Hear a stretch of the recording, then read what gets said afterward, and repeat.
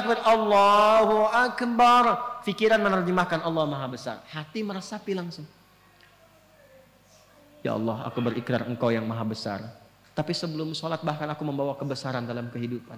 Sombong kepada kawan, merasa yang paling hebat dengan pasangan, yang tinggi dibandingkan dengan kawan, merasa yang paling agung, tinggi kedudukan dan sebagainya. Dibawa, bagaimana kalau Engkau wafatkan aku sekarang dan aku merasa dalam kebesaran itu? Tobat ya Allah.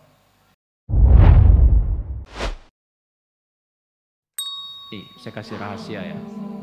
Ini diantara kita saja. Janji ya. Takbir saja, kalau paham yang dibaca, itu nikmatnya tak terlukiskan.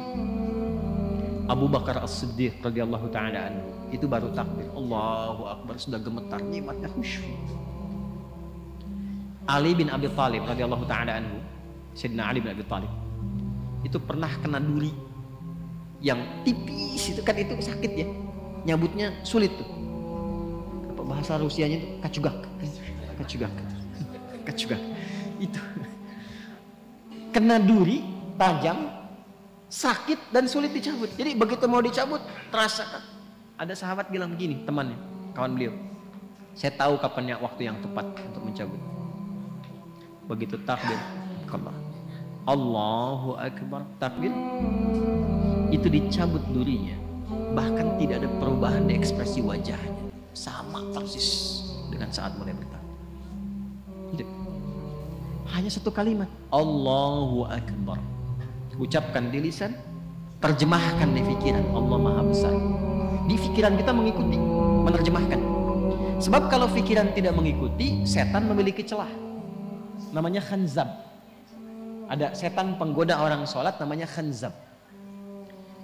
Saya tidak berani menjanjikan, tapi satu saat kalau kita nanti ada waktu, kita ngaji khusus fikih setan. Sepakat?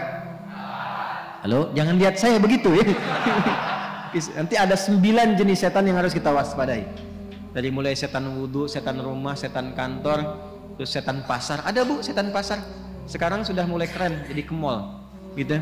Itu yang bikin ibu kalau ke mall itu pulang ke rumah masih ingat tas yang ibu lihat itu. Nah itu artinya pengaruh setan melekat sampai ke rumah, gitu.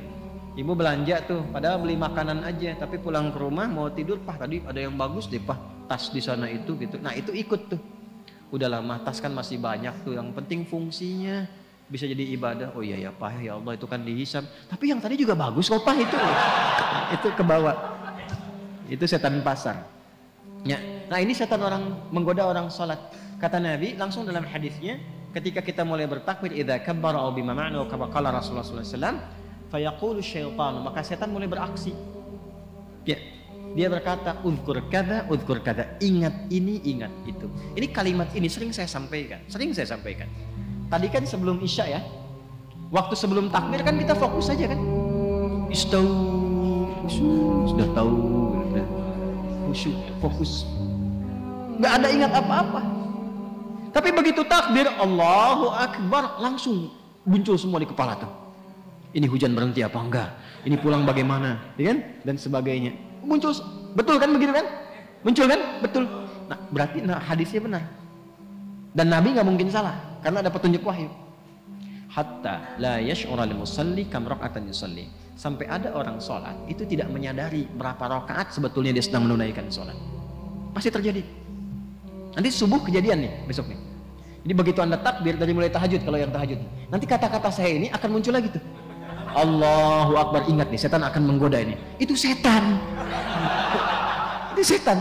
Walaupun dia datang untuk mengingatkan, tapi tetap dia setan. Dia setan. Cara mengatasinya bagaimana? Nah, jadi mengetahui, memahami bacaan sholat itu menjadi penting untuk menepis itu. Jadi begitu bertakbir Allahu Akbar, pikiran menerjemahkan Allah Maha Besar, hati meresapi langsung. Ya Allah, aku berikrar Engkau yang Maha Besar. Tapi sebelum sholat bahkan aku membawa kebesaran dalam kehidupan. Sombong kepada kawan, merasa yang paling hebat dengan pasangan, yang tinggi dibandingkan dengan kawan, merasa yang paling agung, tinggi kedudukan dan sebagainya. Dibawa, bagaimana kalau Engkau wafatkan aku sekarang dan aku merasa dalam kebesaran itu? Tobat ya Allah. Aku mohon ampun. Ini yang membuat Abu Bakar As-Siddiq radhiyallahu taala anhu, sahabat terbaik, imannya tinggi, dekat dengan Nabi, hidupnya membersamai Nabi, hijrah jadi pendamping Nabi, di kuburan menjadi teman Nabi, di akhirat membersamai Rasulullah. Itu takbir Allahu Akbar sampai menangis mengingat itu. Maka dalam kesadaran itulah kita mengucapkan Allahumma ba'id baini wa baina khataaya kama ba'adta bainal masyriqi wal maghrib. Khataaya ya kecil di belakang itu ya pengakuan. Ya Allah, saya mengakui saya ini banyak salahnya. Hamba ini banyak maksiatnya ya Allah. Sedangkan hamba masih mengaku hambamu. Hamba berharap surgamu, hamba berharap pertemuan dengan Rasulullah, tapi hamba mengakui hamba banyak dosa. Maka Anda katakan, kalau memang dalam sholat ini hamba pun masih membawa banyak dosa, ya Allah, dengan ampunanmu yang tanpa batas, mohon ampuni dosa hamba dan jauhkan dari hamba sejauh-jauhnya seperti engkau jauhkan timur dan barat yang tidak pernah bertemu. Hamba malu bertemu denganmu ya Allah dalam keburukan. Itu maksudnya. Maka kita katakan juga di doa yang lain, ada 12 jenis doa iftitah. Ini atau wajjahtu wajhiya lilladzi fataras samawati wal arda hanifan musliman wa ma ana minal musyrikin. Inna salati wa nusuki wa mahyaya wa mamati lillahi rabbil la syarika lahu bidzalika umirtu wa ana minal. Makanya doa itu seringkali disandingkan dengan pembuka juga iftitah. Allahu akbar kabira walhamdulillahi subhanallahi bukratan. Baru masuk ke wajahtunya. Itu untuk menguatkan kepada jiwa. Ya Allah, aku merendah, aku pasrah. Hamba yang banyak salah.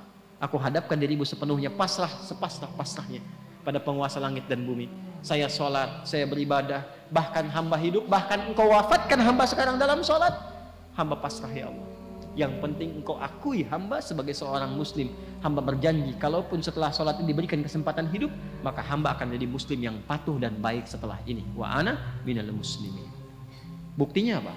Setelah sholat dibawa nggak kalimat itu? Nggak terbawa karena belum memahami. Mau sampai kapan seperti itu?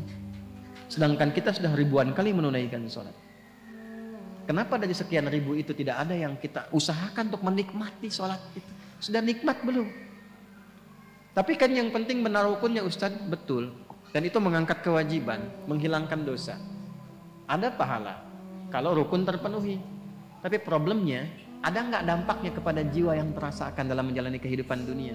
Sebab dulu orang sholat itu bukan hanya menggugurkan hukum, berubah menjadi orang baik. Paham?